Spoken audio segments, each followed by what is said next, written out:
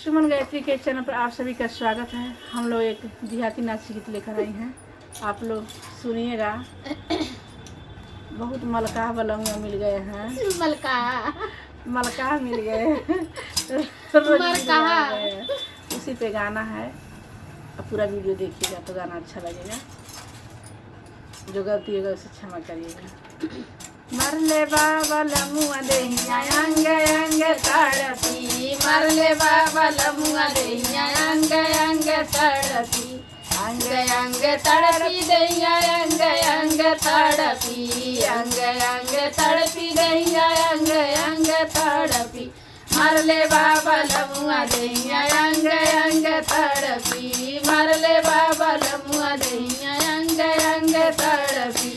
सोने के थाली में देवना परोसलो, सोने के थाली में देवना परोसलो, देवना न देव कैनिया बसला पकी। मरले बाबा लमुआ देहिया अंग अंग तड़पी, मरले बाबा लमुआ देहिया अंग अंग तड़पी, मरले बाबा लमुआ देहिया अंग अंग तड़पी, अंग अंग तड़पी हो अंग अंग तड़पी, अंग अंग तड़पी हो अंग अंग तड़पी।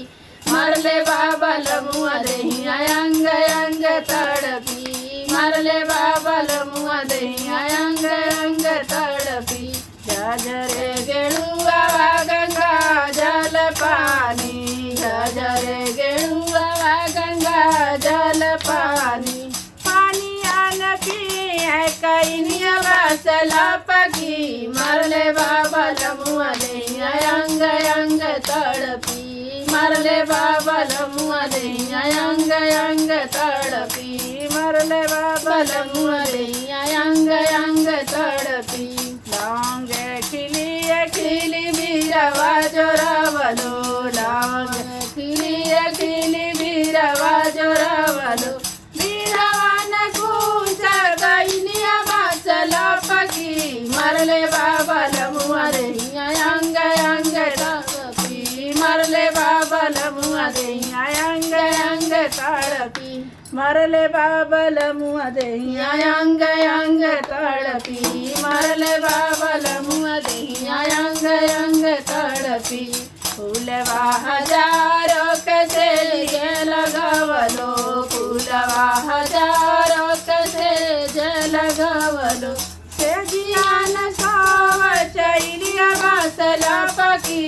मरले बाबा लमुआ देहिया अंग अंग तड़पी, मरले बाबा लमुआ देहिया अंग अंग तड़पी, अंग अंग तड़पी हो अंग अंग तड़पी, अंग अंग तड़पी हो अंग अंग तड़पी। मरले बाबा लमुआ देहिया अंग